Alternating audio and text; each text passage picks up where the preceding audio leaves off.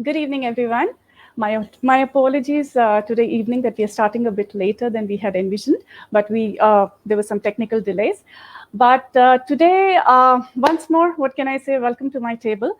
And today, in continuation with our theme that we had set for this month, I bring to you Mr. Suhail Mathur, who's a literary agent, and who, in fact, I would like to introduce Suhail Mathur and his agency Bookmakers as one of the premier literary agents in India. Now, Suhail Mathur also happens to be a best-selling author.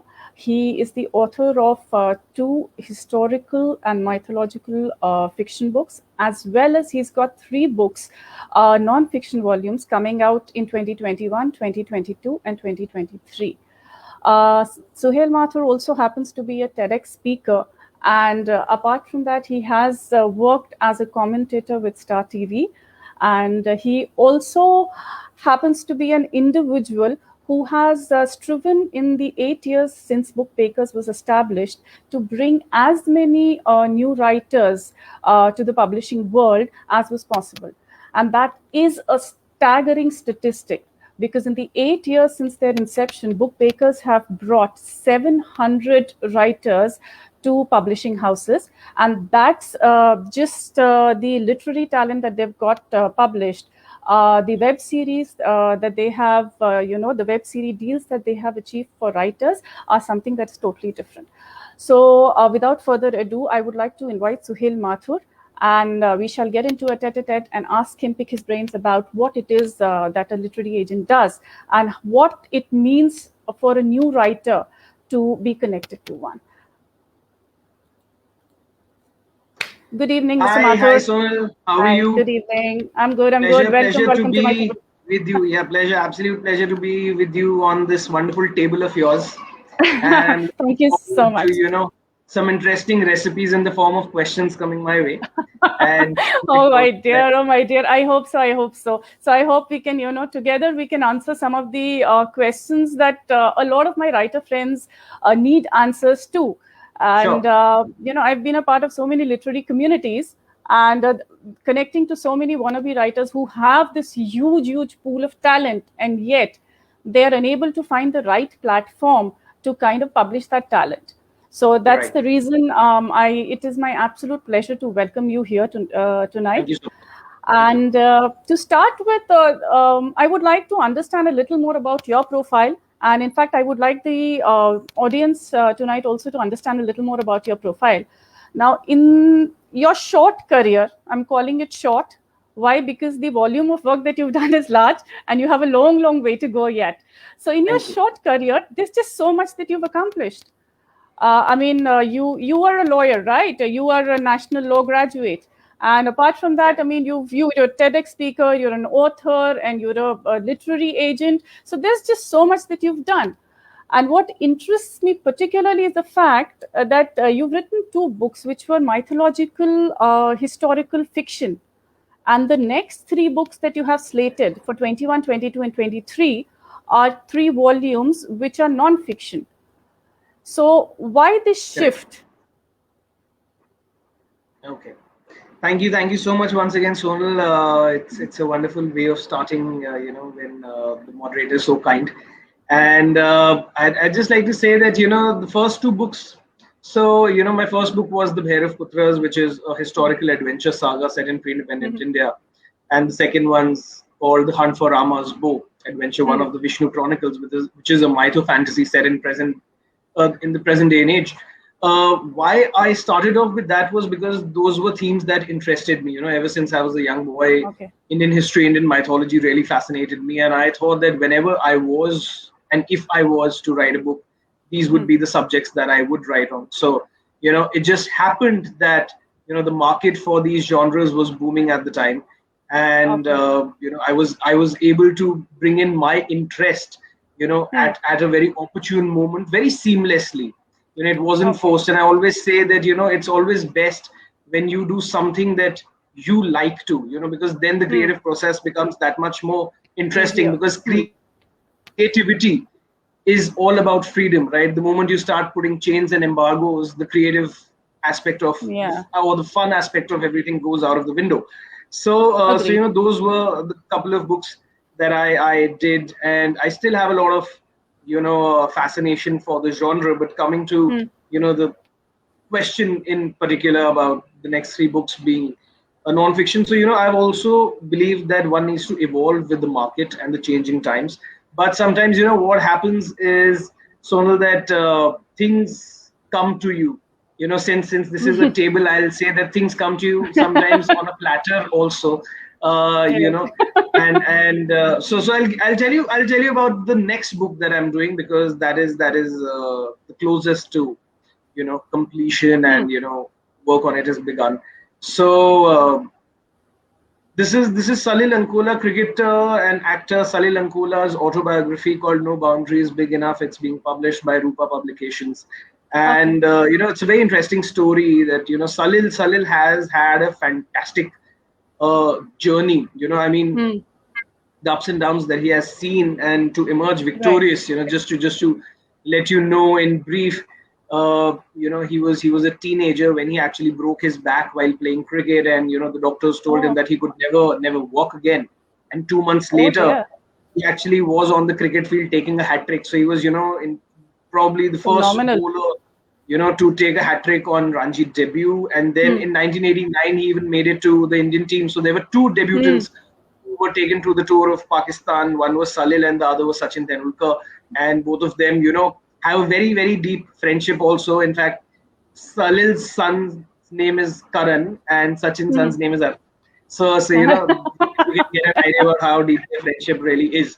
And then what happened, what transpired in the team, what are the kind of issues that plagues the dressing room, and what are the challenges of being an international cricketer. He had to actually retire at the age of 26 because he found out that there was cancer in his knee, and he couldn't bowl. And at that time, he became the youngest international cricketer to retire. So, and then moving into the world of pictures and cinema. So that's another story. But the most fascinating story after that is of his battle with the bottle, so to say. And and there were a lot of things that were happening. A lot of politics being played, and he was sent into a rehab center, which was actually a center for mental patients, in the guise of a rehab center. And he was kept away from his family.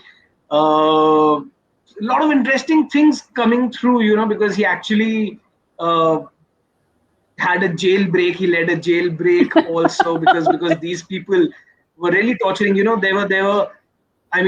He was kept in a room where there was no sunlight. They used to just give him, paste once in 15 days.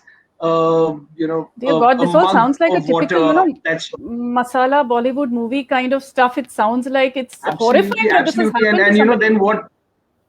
Exactly. And he also suffered personally because, unfortunately, his wife actually, committed suicide.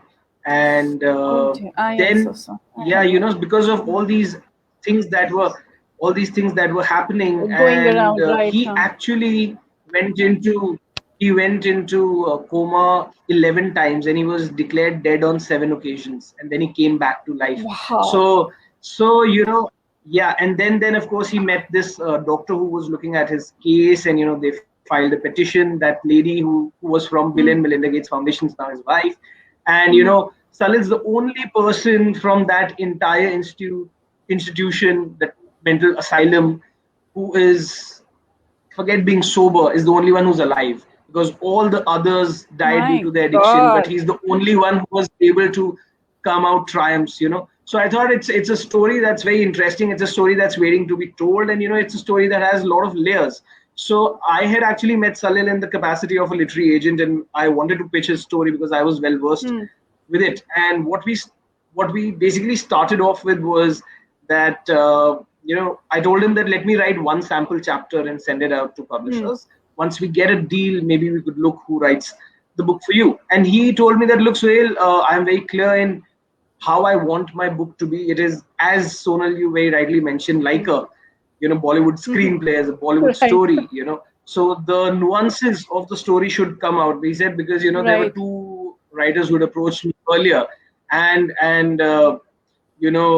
while they were narrating, I actually dozed off. It was so boring. So eventually, with this challenge on my shoulders, I wrote a chapter. And then, so Salil's a very morning person. I mean, he sleeps off by 8, gets up by 5, and he has this total workout regimen that he does. So he called me for a party, and when that party got over, it was like 1 o'clock in the night. So the narration started at 1 in the night for someone, who sleeps off at 8. And he and his family, his kids, all of them were there. My wife was also there, and I finished narrating the chapter, and everyone in his family had tears in their eyes. So that was something that really touched me. I can see that you're to clearly see, very, you're very passionate about this book, Mr. Mathur. It's written all over your face. It's written all over your body language, how deeply you believe in Salil and how deeply passionate you are about this project. So I think that must have come across on that, that occasion as well.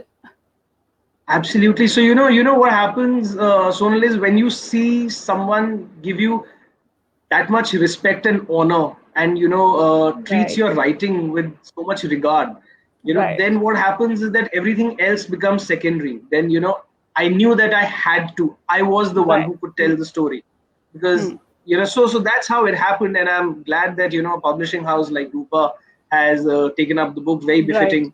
And yes, hopefully I should be completing the book sometimes this year, and then let's hope for the book to come out soon after that. Yeah, I'm sure it's going to be a riveting tale.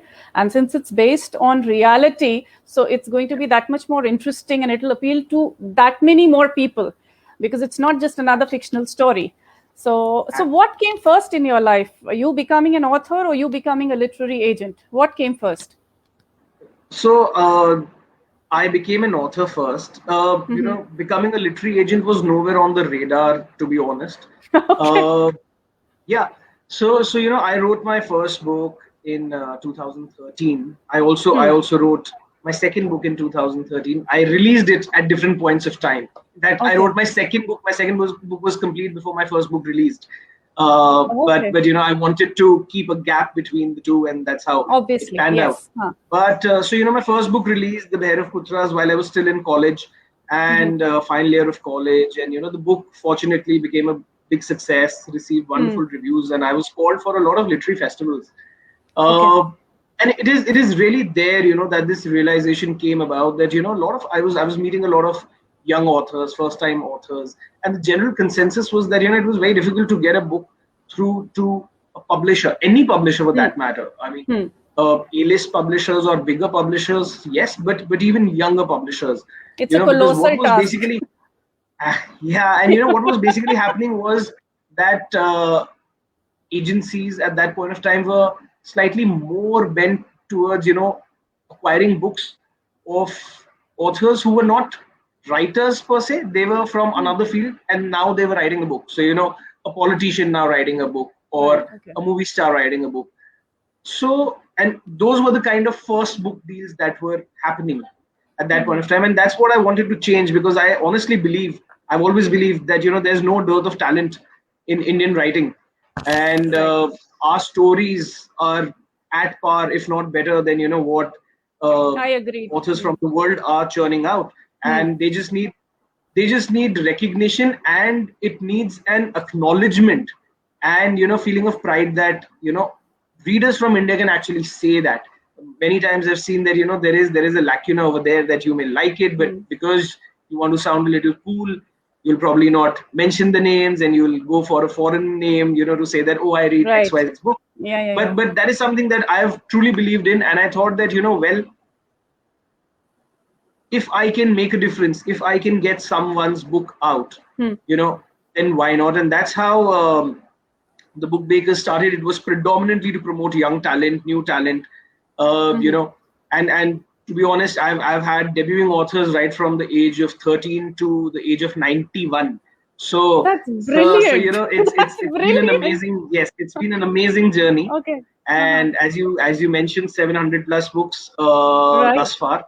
And every book gives me equal satisfaction. I mean, a lot of people actually call me up and ask that, Suhail, should I actually go ahead with this book? Should I write this book? or what will the readers feel? And my response is very simple and very clear, that well, you'll only get to know what people feel about it once it is out in the public domain. See, because no writer writes a bad book. They all write it because they believe in it, because they feel that it has a good story. But at the same time, there is no work of art or creativity that will either have 100% rejection rate or 100% acceptance rate. Success, right? The idea, of course, is to be in the majority, in the positive majority.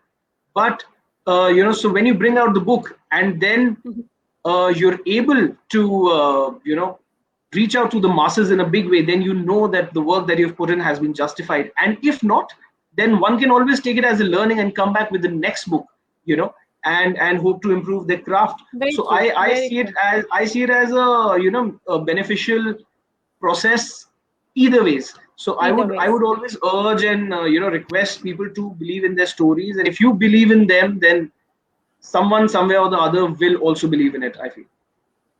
Right. I read someplace actually that if there is a story inside you, and if you can't bring it out, then there's nobody else in the world who can bring that story out for you. Absolutely.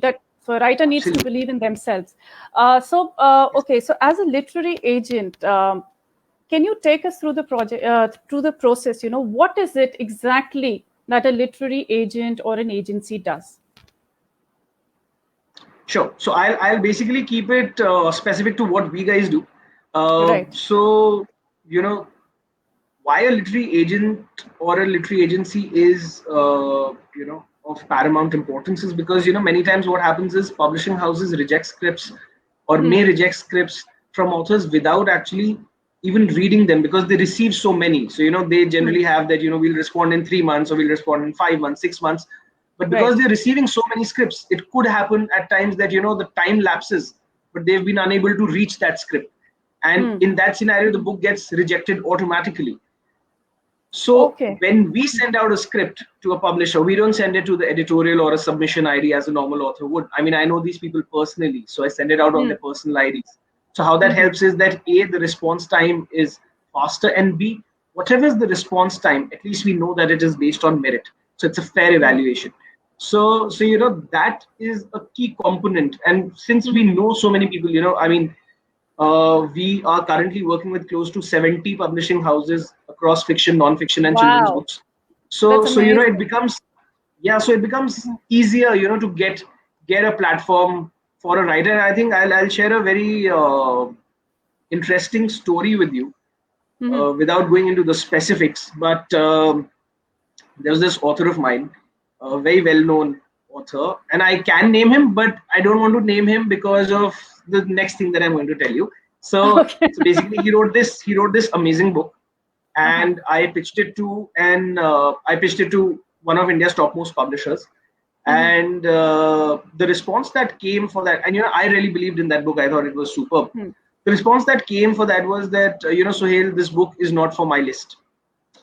And of course, the author was a little disappointed. But what I took out from that mail response was that the editor had not said that the book is being rejected.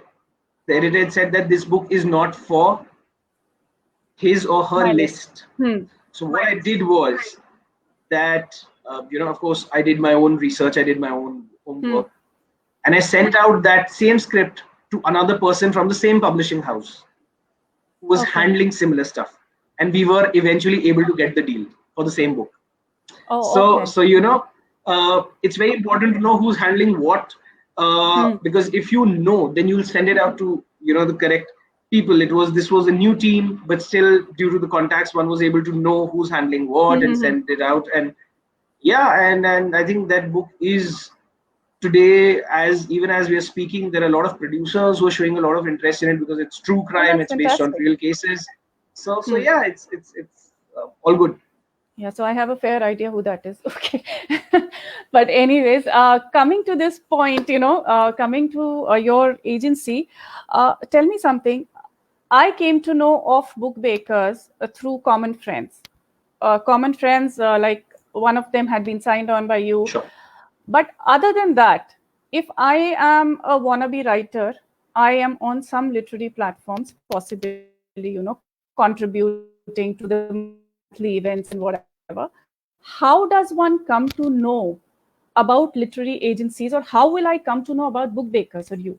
Are you on any kind of list? Is there a list, which has been compiled on as a podcast, or maybe, there's a list available on some literary website wherein I can, just go and check that Book Bakers is one of the literary agents. So how does that So happen? see, yeah. So see, the work of a literary agent largely depends on word of mouth publicity, because you'll never Okay, find a literary agent's name written on the front cover of or a back cover of a book. the It's book, always right? mentioned somewhere in the acknowledgement, right? So the idea is to do good work, because if you do good work, then that one person will recommend you to two more, and those two more will recommend you to more such people. So that is how the volumes increase. And if you do good work, then more and more people keep on joining in. And as has happened, today we are working with best-selling authors, actors, politicians, cricketers, but Right. we've not Yes. left our core area of nurturing new talent. So that is something that I strongly believe in. And improving one's own craft is the best way to make yourself known. We have a very flourishing Instagram page where we proudly put out the achievements of our authors. And we have somewhat, I think, 500 plus posts over there, and Okay. it's every alternate day we have a new post for our readers to inform them what our authors are doing, and I take great pride in mentioning that. um, yeah, there are publishers who work with literary agents, and it would be mentioned on their site or their portal also. So it basically works like that. And of course, I keep on posting on Facebook per se, which is the predominant medium I use Right. for the work that I do. The team of course uses Instagram and a few other platforms. But yes, that is how pretty much it works. Literary festivals also help in a big way in reaching out to the masses.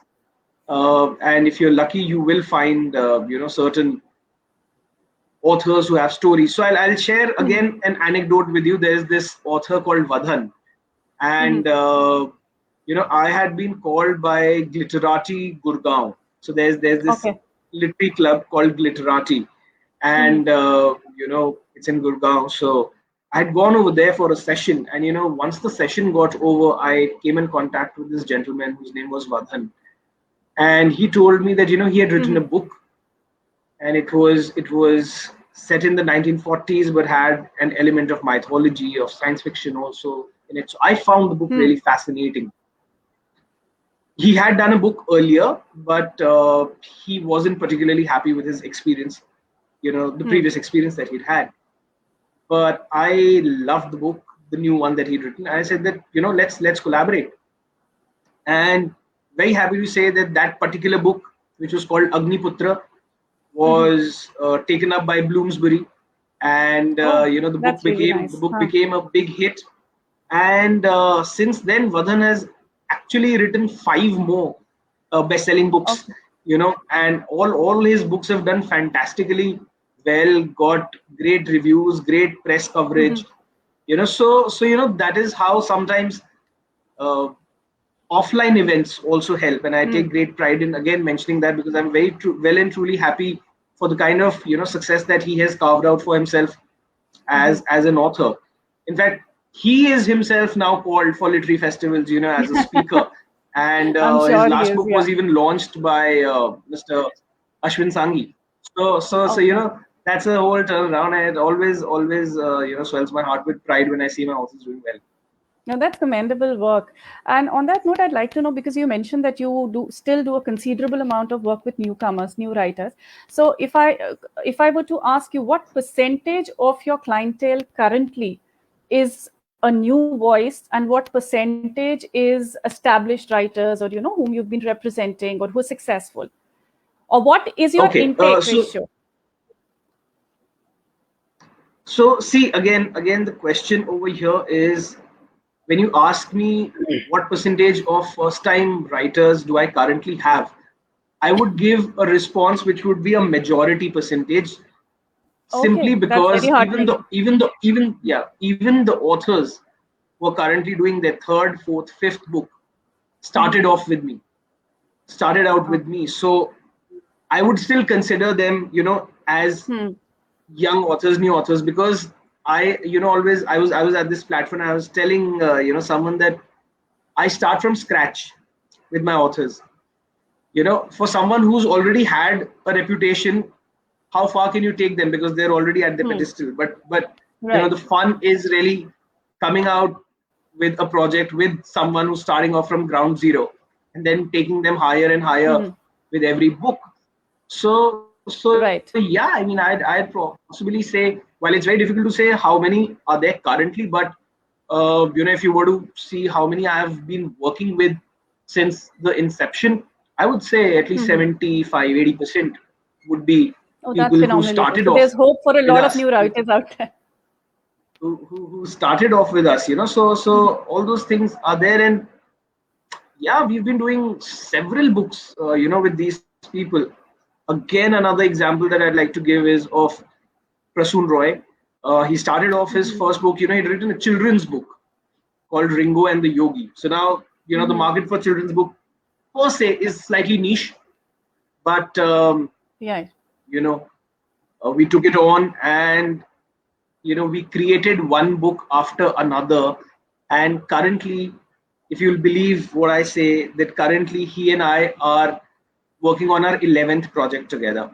Okay. Oh, that's brilliant. So Brilliant. That's a yes, long and association. we are yes, and in a very short span of time, in fact, we are coming up with new ideas, new concepts, commissioning, getting projects commissioned, and yeah, I mean, it works well. Also, on the other hand, people like best-selling authors like Kulpreet Yadav or Manjari Prabhu, who've shown immense faith. And so Manjari, we've done around, again, 5 to 6 books with her, and half of those books have been with Bloomsbury, half of them with Right. Readomania. Yes. With Kulpreet was actually represented by another agency, and he met me. He said that, Suhail, I'm looking for a change. Let's work together.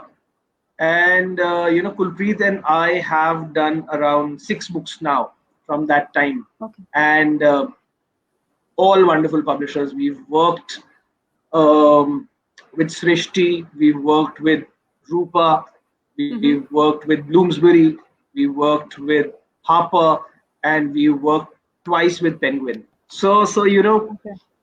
it's been absolutely wonderful, and sometimes things really click. It's great.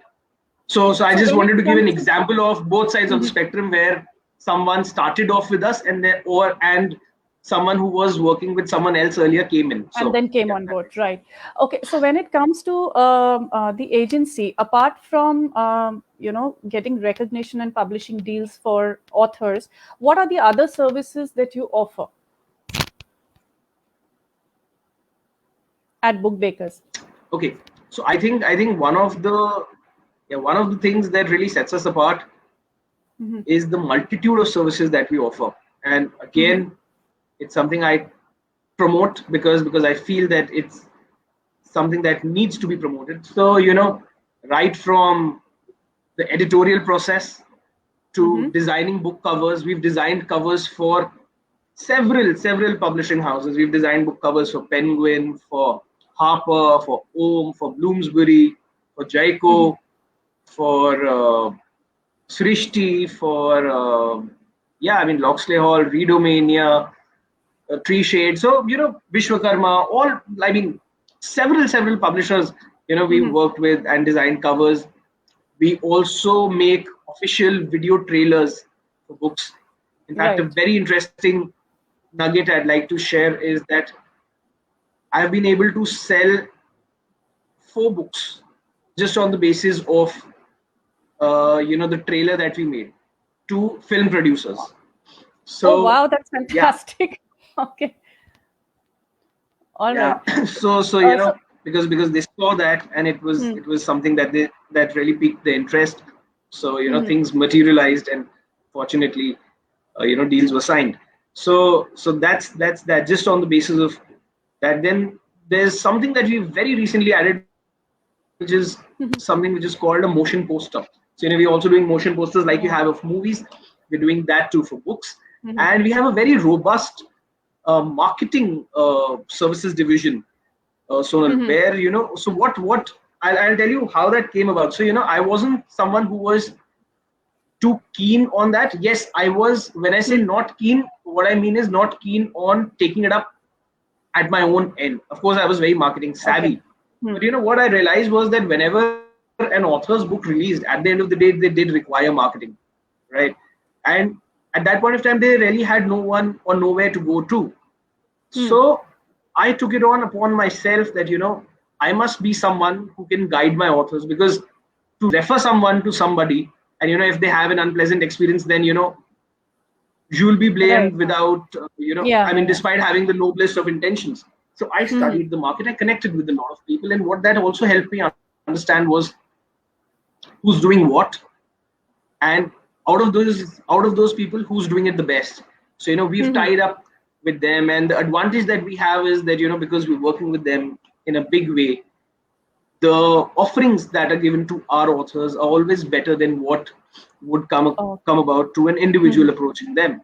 And very, very happily, very proudly, I can say that as of today, we have a staggering 49 deliverable list of marketing deliverables that we share with authors, that ranges from A to Z and covers almost all bases. So 49 deliverables we have, you know, where authors can take a look at it.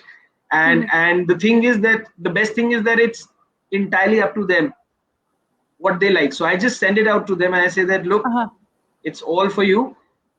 Choose what you like, and then we'll take it forward. You know, because what another problem that a lot of people were facing when we started this was people in the marketing fraternity were offering package deals. Okay, so this is a package for X rupees, Y rupees. Right. And I didn't really understand that, because, you know, everyone has a different financial capability. Absolutely. And to force them or coerce them into taking something, you know, even if there are 4 things in that plan and you like 3, my point is that why should one take the one thing that they do not like? So give them an opportunity to choose precisely what they want, and if it works for them, great. And again, that has really worked for you know, several of our authors also in various ways. So because you know what one needs to understand, Sonal, is that promotions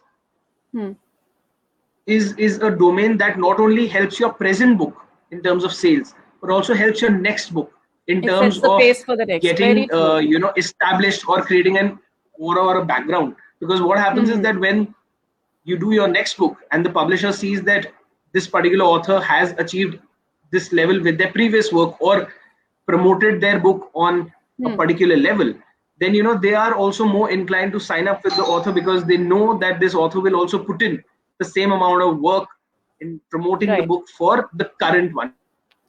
True. That process. So yeah, so we're doing a lot of things. Cover designing. I put out a post almost every week with a new cover that we design, a trailer that we and work some of those on, colors, and, you know, some of those covers course, are as I mentioned, fantastic. Apart from editing. Some of those covers are so fantastic. I mean, the last one I saw was pretty scary. I think that was for a thriller or a horror thriller kind of post. So I think it was a horror book. Hold That Breath. Hold That Breath 2. Hold That Breath 2 by Abhirup Dhar. And you know, just 2 days ago, we had Mr. Vikram Bhatt actually post on Facebook his own account, you know, praising the project. So it was very heartening to see that, because, you know, he's someone who has done phenomenal work in the field of horror, and to see him, you know, really acknowledge that was a great feeling. Okay, so Nisha from Dubai has a question. Suppose an author is not signed up with you, they just want you to market their work. Is that possible? Is that service exclusive? Absolutely. So see, no, not at all. If you want a cover to be designed, a trailer to be designed, you know, get marketing done, editing done, that is open for everyone. The idea at the end of the day is to help writers. I mean, I don't want to be myopic in my view by saying that, no, I will only help my authors. Yes, I will probably guide them a little more, or you know, I will, because that is a process, you know. I mean, if they're doing a book with me, then at some point of time, you know, even during the writing of the book, we may discuss a few things here or there. But if somebody is coming to me for a particular deliverable, I will treat them, entirely as someone who is my author. And again, I'll give you a good example over there. So there's this wonderful lady called Aditi Banerjee, and Aditi had done a book called The Curse of Gandhari with Bloomsbury. And, she connected with me via the publishers for promotions. And, we did handmade trailers for her. We did a lot of promotions, and she was so happy. And, we had such a great tuning that for the next book that she did, which we are going to announce very shortly, also with a leading publisher, is that I actually became her literary agent for that book. So so nice. Sometimes things work the other way around, because if you're able to have a connection with someone and you're able to work out something, that becomes absolutely fantastic. So yes, everyone's welcome to collaborate. What you're offering is a full bouquet of services. I would not be wrong if I say that. So whichever way a writer because feels the idea is to help the author, in whichever way. Right. Absolutely, absolutely so.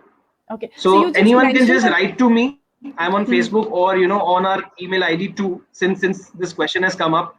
Thebookbakers@gmail.com is our email ID. THE book BAKERS bakers@gmail.com. Feel free to write in, or you could write to Sonal, and Sonal could I'll forward the mail to you. Yes, absolutely. So you just mentioned a process. So that was in any case going to be my next question. Okay, we take my example. Sure. Suppose I am a writer who's approached you. I sent you a mail. Could you take me through the entire process from start to finish till the book is launched? What is the process that the book bakers follow? What are the requirements from my end? What kind of support and guidance I can expect at various steps along the way? And what are the financial requirements, like not just for signing on with the book bakers, but later on, am I supposed to pay something to the publisher? Because these are very shady areas. Every publication house in India has very different guidelines. So for a writer, new writer especially, it's very, very confusing. I mean, one person says one thing, the other person says another thing. So could you just streamline the entire thing for us and the writer friends that we have? Sure. So see, basically how we guys work is that we take a look at the script and the submission, and if we feel that if we feel that the book has potential in it, we'd definitely like to associate with it. And once we have done it and we have signed up with the author, then we take them through an entire documentation process in terms of what needs to be done, what kind of documents need to be created, because different publishing houses actually require different documents. And also what we must include in those documents, so that we're able to get a better publisher on board and the best possible terms. And once we have received an agreement, I'd be going through the draft, and if the author has any questions or queries, then I put it forth to the publisher so that we can get the best possible deal on it. So that is basically the ambit of a literary agent's work. And post that, a publisher always comes to the fore and they have their own ideas, and we are there always with our author, if there is an opinion that needs to be given, or if there is, a friction that might be happening between an author and a publisher, and that needs to be redressed, that definitely helps. And of course, once the book releases, helping and assisting the author with all these deliverables in order to promote their book, in order to see that it reaches the correct audience, reaches the masses. So it's a process, because I always say that I never work on a book. I always work on the author, because the book will be just one, but an author will write several books. So the idea is to create that brand for an author, so that because what happens, so it's very simple. When you're doing your first book, you're starting off with a reader base of 0. Right. But when you're doing your first book, there would have been certain people who would have read your book, your friends, family, organic readers. So even if those are 500 in number, when you're doing a second book, you're starting off with a reader base of 500. When you're doing a third book, you're probably starting off with a reader base of 1,000, 2,000. So with every successive book, your reader base is increasing. So that is the entire idea, to take the author from the first level, as I was mentioning earlier also, till the maximum successful point that one could. With respect to how publishers work, it's really difficult to respond to it, because it's not a straight-jacketed answer. It depends on A, publisher to publisher, B, it depends also on book to book, because publishers may have different terms for a particular book. Because without getting into the nitty-gritties, I just say that at the end of the day, every publisher needs to look at their commercials also, right? Because at the end of the day, the book needs to sell. So it will also depend on the book and what level of belief does what level of belief the publisher has on the project. Because different publishers have different ideologies also. Like there are some publishers currently who've told me that Suhail, we're only focusing on non-fiction. So the point is that sending out, it's not dependent on how good or bad a fiction book is, because their criteria is not that. For this particular business here, they're not looking at fiction books.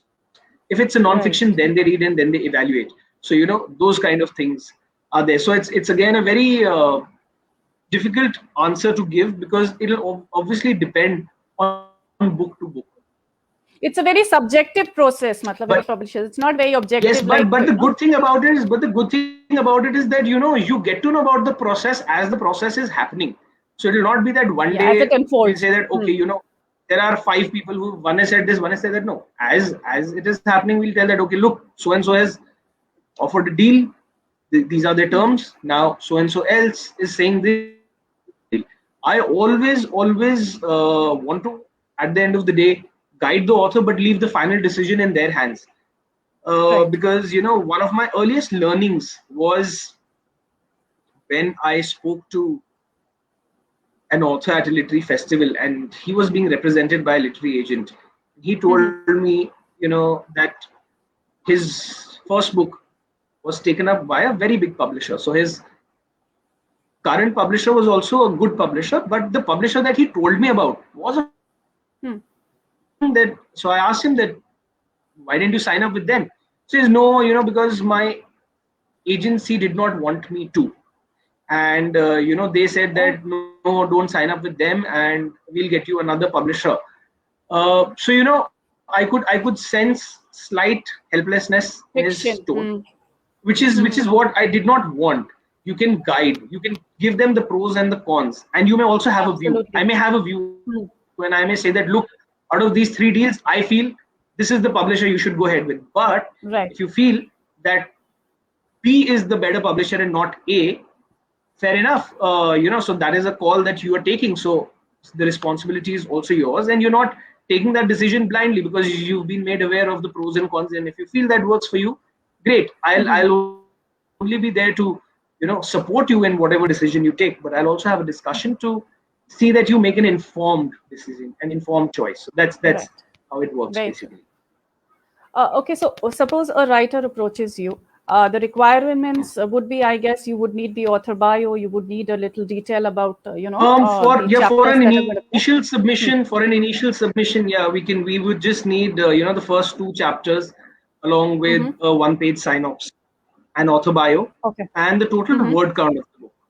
So these are the 4 things that I would be requiring, which can again be sent to our email ID, thebookbakers@gmail.com. And once I've read it, I will connect with the author in due course. I mean, depending on what we make out of the proposal, of course, and where it stands. Yeah.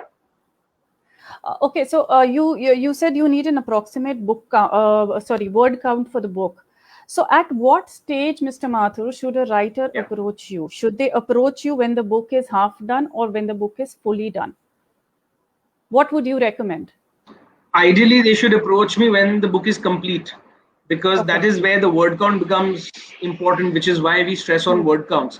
And that is something because that is very important, very pertinent, because a publisher also gives a lot of importance to that. Emphasis. Yeah. So I'll again tell you some strange figures that have come my way. So there was this person who said he written a book which was 3,000 words in length. Okay, so at an average, a publisher publishes around 300 words a page. So this was a 10-page book. Okay. You know, I mean, short stories are longer than that. So I told them that, look, you know, the point is that this is you can possibly use an online platform for something like this. And at the same time, you know, there have been people who have written to me saying that their book's word count is 284,000. So, you know, when you're saying something around 284,000, it means at least 1,000 pages or closer to 1,000 It's an pages. encyclopedia. So the book is 1,000 pages. Yeah. So, you know, the MRP is going to be very high. So the point is to know what the word count is so that we can guide the author correctly. Secondly, if a publisher likes an initial submission, I should be in a position to send out the full script to them the very next moment, the moment they ask me for the full script. Because what happens is that these publishers are getting scripts day in and day out. So, they don't wait. You know, even if one was to send out a script to them a month later, maybe the editor remembers the story, but the flow will definitely go. You know, so the idea is to keep things in the same flow and the interest level active so that, you know, one can get the deal at the earliest. So that is why I look at it. Sometimes if the book is a non-fiction and based on true events, one can look at books, you know, at an initial stage too, because again, publishers might be open to commissioning such projects. Discussions but at a later by and large, I would look at I would look at books that have been, you know, finished. Okay. And what is the minimum word count that a book should have to qualify for publication? See, there's no minimum word count as such, but you know, anything above 40,000 words is considered as a novel, and anything below 40,000 is considered as a novella. So, but then again, you know, even in a novella space, you should have something between 20 to 40,000 words, because anything below that, you know, if a book is less than 100 pages, then it has to be stapled. You know, so then it doesn't look nice because it doesn't have a spine because it's so thin. So it should at least be 100 pages. And so it has a spine, and also, yeah, I mean, bare minimum should be at least 20,000. 20 to 40 remains in the novella segment, irrespective of the genre. I mean, the genres could be different, but I'm just telling you from the word count aspect of it. And 40 plus would be, you know, the starting point for a novel. Okay. Now, suppose a new writer signs up with you. I presume that you're going to send them out a contract, right? That contract has would have certain stipulations. Does it run for a certain period of time? Is it time bound, that contract with the writer?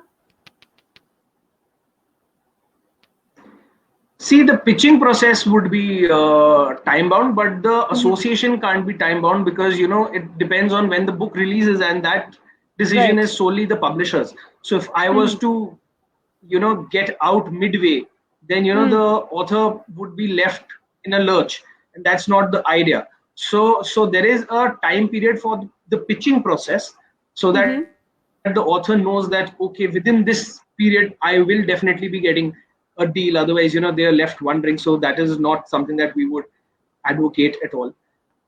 Okay, and for a new but writer, yes, the association, as I mentioned. Sorry, please continue. No, yeah, I'm pretty much done with it. You were saying something. Okay. No, what I wanted to know is, for a new writer, what is pitching their first book via the book bakers? What is typically the gestation period? How long does it usually take? Presuming that the book is good, it's decent. So how long does it take to bring it out in the market? I mean, see, from the time we send it out, I think within 3 months we should be able to get a deal from the time we send it out.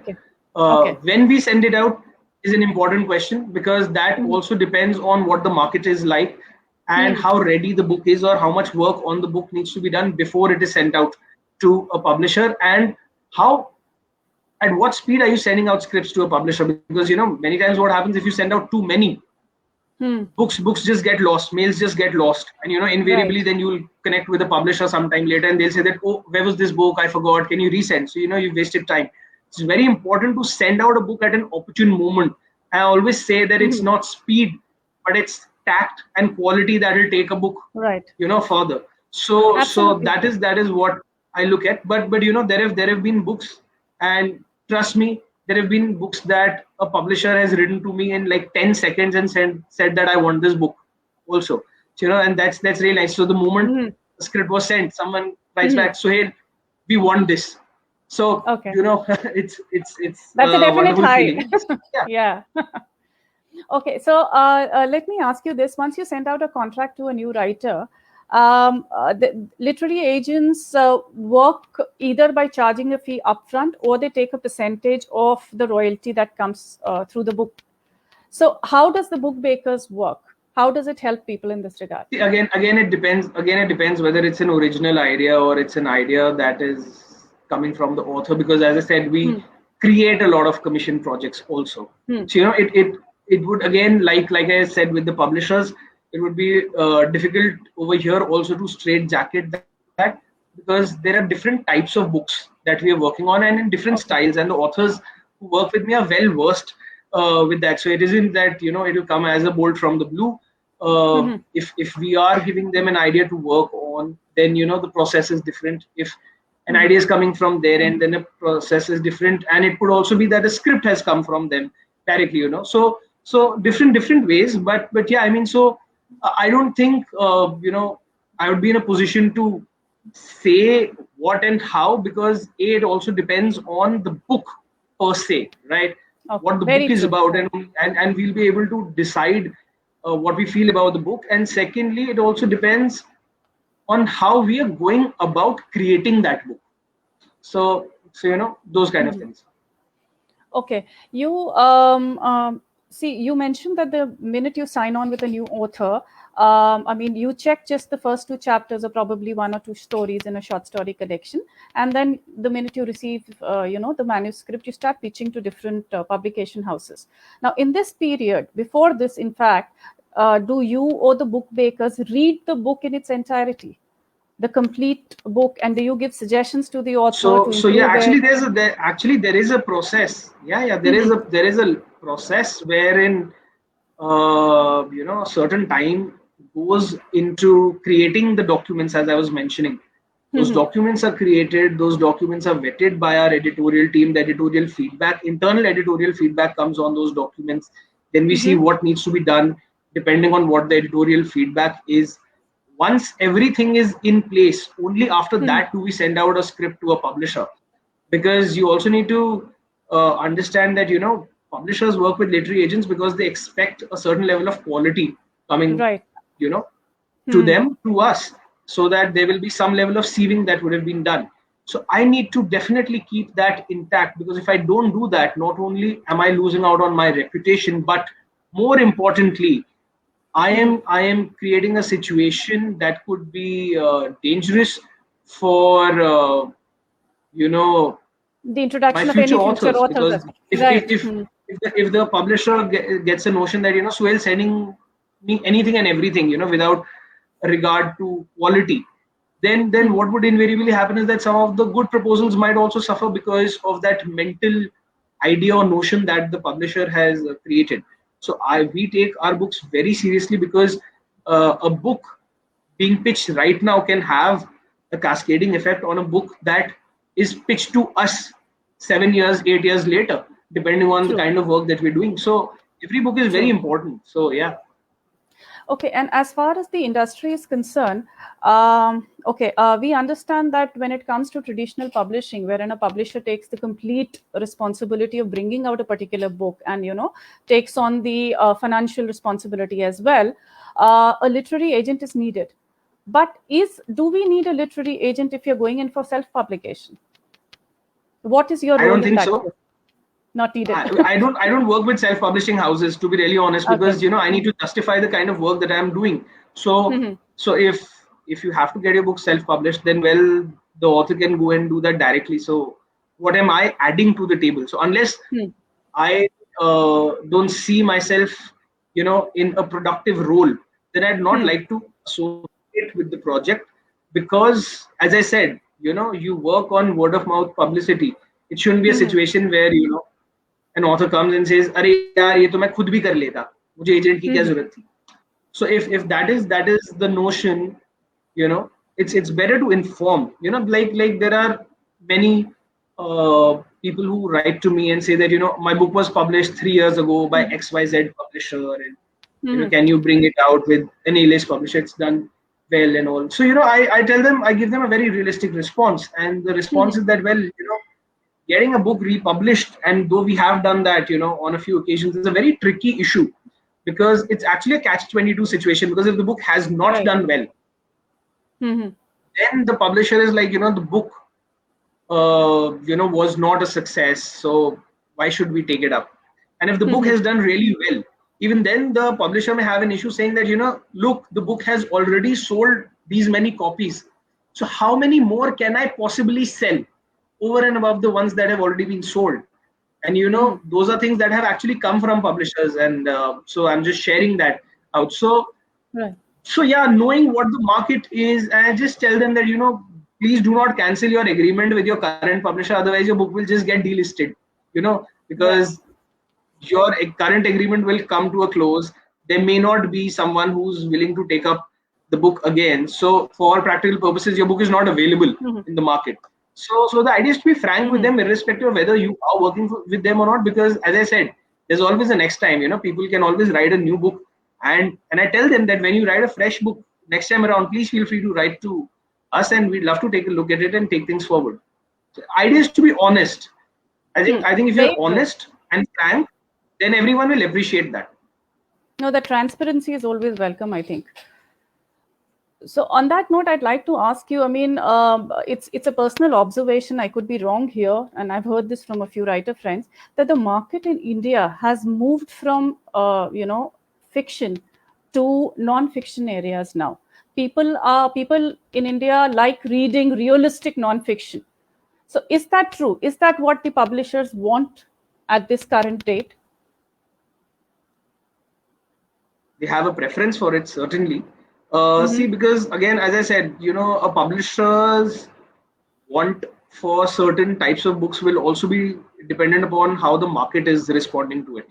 Right. Right. So, if books in the fiction space are doing well, there's absolutely no reason why they would not want to take it up. So what I've heard from them is that, the sales or the numbers that they expect from, fiction books is probably not up to what they're looking at, which is why they're focusing a lot more on non-fiction. And the response, and I keep on quoting this example, it's very simple. If one is looking at a fiction book in a store, so supposing they're looking at my book, The Hunt for Rama's Bow, first they'll see the cover. If the cover appeals to them, then they'll read the synopsis. If the synopsis appeals to them, then they'll just browse through the pages, see the print quality. If that appeals to them, then they'll see the MRP.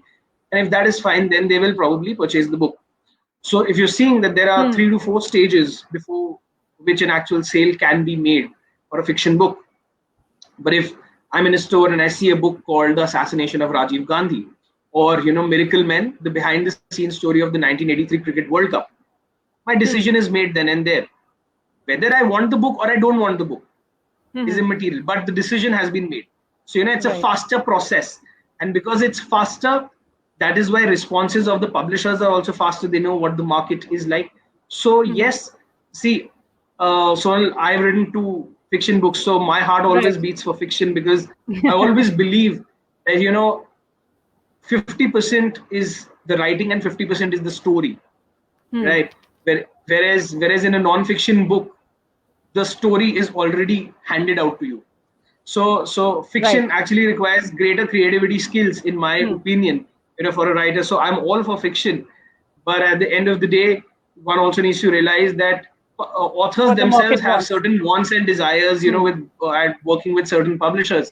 So it's necessary and imperative to guide them, inform them what publishers might be looking for, so that the next book or the next works that they do, they can align themselves, to those kind of books too. If somebody's written a book, I'd always be happy to take it forward and, pitch it across. And it's not as if fiction books are not being taken up. They are being taken up. But yes, there are several publishers. The market for non-fiction is greater than for fiction. I mean, if you look at fiction, there'd probably be 6 to 8 publishers who would be open to fiction books, in comparison to, say, 16 to 20 who would be looking at non-fiction. So those are the kind of numbers that one would give. Probably, yes, there would be 2, 3 more who could be added in the fiction list, but their list for fiction would be a very minuscule percentage of the entire slate of books that they would be doing for the entire year. So yeah, those kind of things. Okay, even in that fiction, even in that particular genre of fiction, and whatever minuscule publishers are opting for that kind of fiction, what is the subgenre that is selling? I mean, does fantasy sell, or is it realistic fiction that is selling, or is it mythological fiction? Like, for example, what does the Indian market want more right now? What is drama is one category. Drama is one category which is quite tricky. So because publishers don't know how to categorize drama, because it could be a romantic drama, it could be a drama with elements is there in of every thrill. aspect of life. So what happens is that when it's drama, human emotions per se, it becomes a tricky space for them. But otherwise, thrillers work well. Horror has a decent following. Mythological fiction works well. Historical fiction works well. Rom-coms also have a following of their own. So basically, the genre that I am hoping that has not a revival, but growth in India is science fiction. Sci-fi is a genre, and it was pretty much the same a few years ago for horror. And I remember having a chat with a publisher, and they said that horror, no, you're not very keen because you've not done it, so you don't know. And my point was precisely that if you've not done it, how will you know whether it will do well or not? Right. And in these last 3-4 years, I think we are working with all the major horror writers of the country, with paranormal investigators, the topmost paranormal investigators of the country, and all of them have got not only major publishing deals but also visual adaptation deals. So now the one genre that I'd like to really see come up in India in a big way is science fiction. So hoping that publishers and the readers show faith in the existing works of science fiction that is prevalent in the market, so that more and more people are encouraged to write in that genre. With respect to fantasy, as I mentioned, fantasy with elements of mythology, with elements which may have happened actually, work better in comparison to, say, a high fantasy novel. So high fantasy novel also will have its takers, but you'll have more publishers interested if there is a fantasy which has mythological characters appearing, or there's a trail leading to something on those lines. So yes, that's the difference. So they're pretty much open. I mean, there's no it's not what in fiction you've written, it's just fiction in total, where publishers may have an issue. But within the subcategories, I think everything is open, has a realistic chance. Drama slightly lesser, as I said, but yeah, everything else has a fairly good chance. Science fiction might take a little time. Okay, so when a new writer pitches their work to you, they send in some sample chapters or whatever. What are the key criteria on the basis of which you shortlist a particular author as somebody you would want to work with? It's very simple. The story must connect with me. That's all. The story must connect with me. The style, I am someone who always believes in the story more than the style, which is not to say that I disregard the style, but it is to say that, if there are problems in the grammar, in the punctuations, that can always be corrected with the help of an editor. It can be reworked, but you can't really change someone's story, right? So the story must appeal to me. I must feel one with the story, and I must feel that I can be able to do something good with that person's book. Sometimes authors come to me after they've pitched their book to like 13-14 publishers, and they say that, look, nobody's taken it up. What can be done? So I ask them to send me the list of publishers they've sent it out to, and I see if there are publishers remaining to whom one can send a script out to, and if we are working with those people. So if I feel that I can add value to it, I'll take up the book and I'll see to it that I get them that deal. So there are different parameters, but the primary parameter is that I should like the story. So that the one page synopsis is something that I should definitely feel one with. Okay. And suppose a writer signs up with you and you, get into a contract with a writer. Do you become the writer's, agent only in India, or do you represent them internationally as well? How does this work? So, see, that's something that will be depending on the publisher they find, because these days publishers in their contracts have different rights. So publisher may take Okay. India rights only, they may take Southeast Asia rights, or they may take world rights. And I think in every scenario, it works well, because if someone's taking up world rights, then you know that it's in a safe position, and they'd be dealing with publishers from across the globe to see the book can be brought out in different markets. If it's India rights, then you have pretty much the entire world to pitch it out to, pitch the same book out to. So there are positives from it. So it'll of course depend on uh, the publisher, what kind of The a publisher taking it up. right they Yeah. are taking. Okay. But predominantly, our market is very robust in India, and India-centric publishers. We've very recently started off with our international division, and it's something that we are working on, because again, the issue over there is something that Indian publishers face with authors who are not residing in India, and that is of marketing. So Indian publishers would like to work with authors who are in India, because they know that once the book comes out, they can come to promote it, market it, be involved. So similarly, when you pitch an Indian author's book to someone in Germany, they'll have the same notions and the same questions. Right. Now, in the present scenario where everything is going digital, online, not digital, online in terms of Amazon being a major player in terms of sales, I think the situation might improve. And which is why we've now ventured into that direction, and let's see how things pan out over there. But yeah, the primary interest is the Indian market, because the publishers in the Indian market will determine what the rights for the book are eventually going to be. Okay, and in your experience, is there a particular genre that is the most difficult for you as an agent to pitch to a publishing house, or that the publishing houses just don't want, basically? Is there any such genre? Not really. So None there's per se. nothing which I feel is difficult for me, because if I believe in the book, then it works for me. If I don't believe in that book, then there's no point taking it up, because then I feel that it is difficult. If my heart is not in it, then there's no point.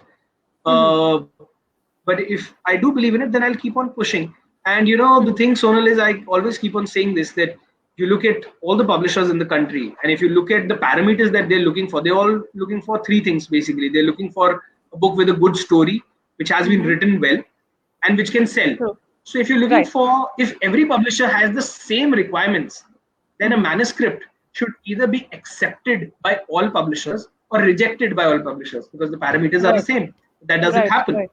That is because individual tastes and preferences come into play at that point of time, or business plans for that particular year from that publisher might also play an important role. So you need to constantly keep on sending it out and see what the market is. It's not necessary that a publisher who's done too many romance books will be open to romance books. Probably they may want to try something else, because their catalog for romance books is complete, whereas someone who's not done it till now may be actually interested in it. So it depends, how Okay. things are panning out. Okay, and I just need your approximation on this question, because this is something that a lot of writer friends wanted an answer on. In India, for a new writer, what is the approximate cost of bringing out a book? Is there a ballpark figure? No. There is nothing. There's nothing, because see, it'll eventually all boil down to the marketing, right? And marketing is something that is entirely an author's call. It is recommended, but nobody can force it down your throat. So Right. the bottom figure is zero, and there is no upper limit. I know authors who have, and I've heard about it at literary festivals, that they've spent over 1 crore on marketing. I mean, I remember I was at this literary festival. and there was a panel on publishing, and one of the speakers actually mentioned that, Amish had spent 25 lakh rupees for his first book in terms of promotions.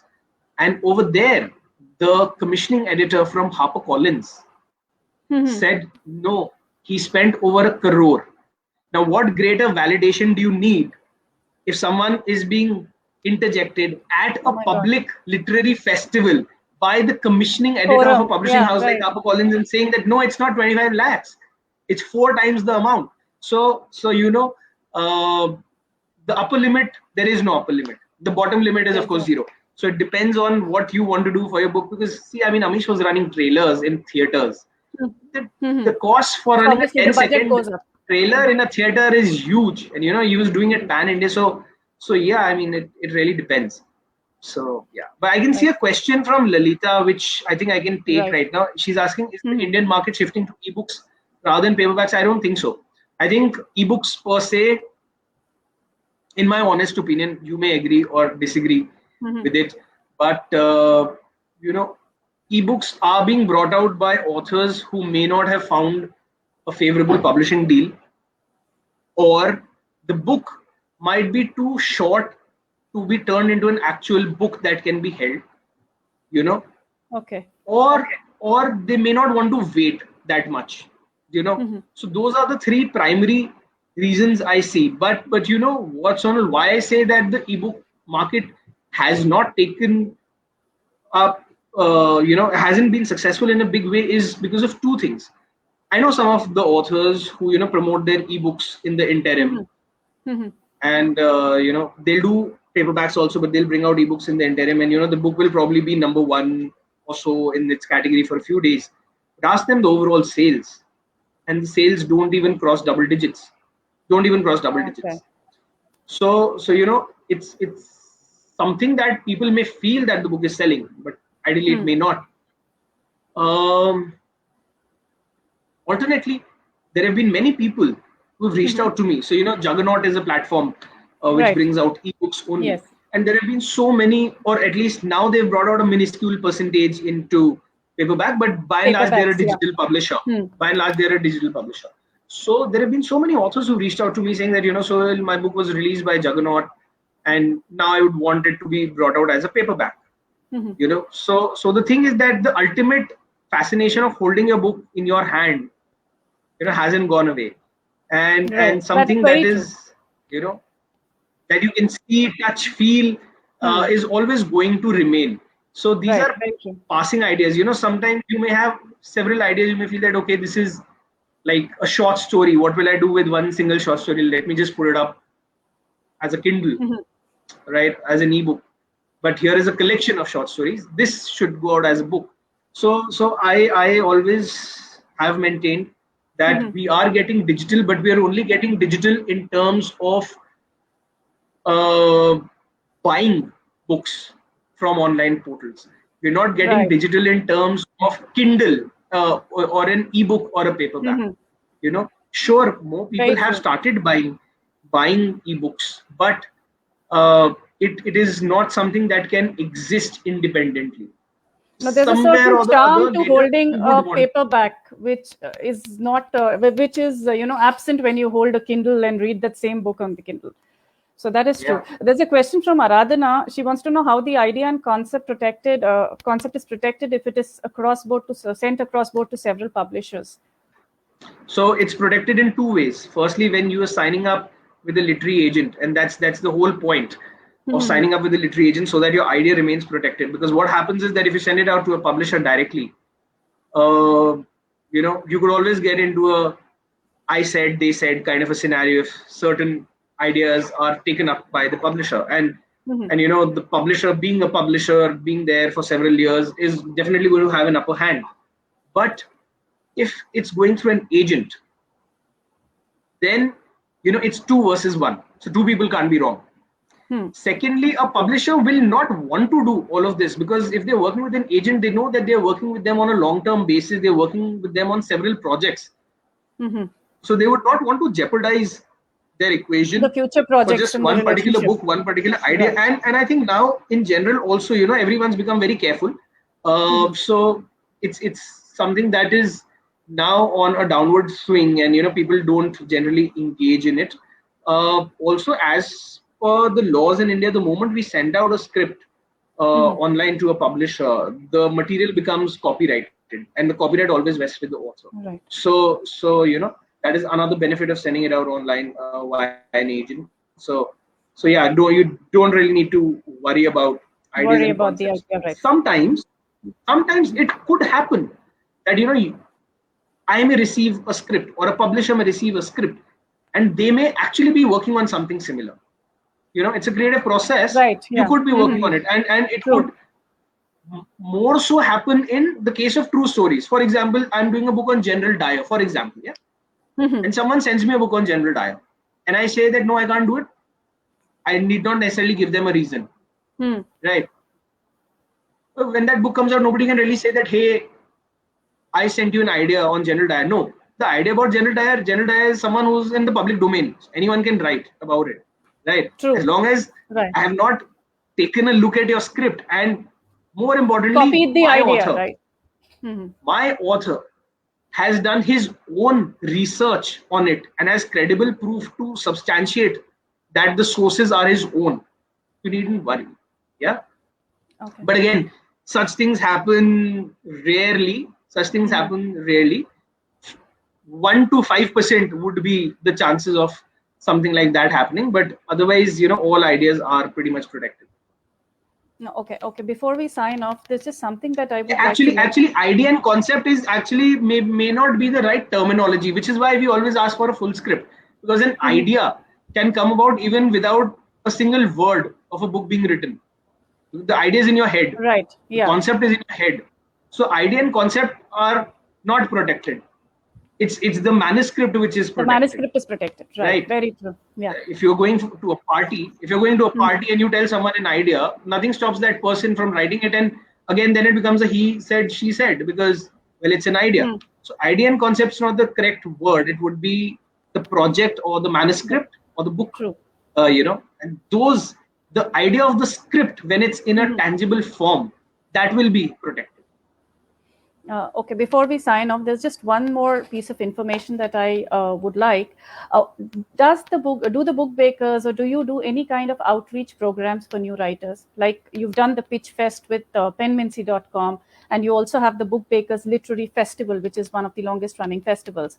So what are the kind of outreach programs do you do to, farm for new talent in the publishing world? See, I'm very open to any sort of collaboration that comes our way. The biggest nurturing of talent that we do is through our own agency and getting these people publishing deals and making them published authors.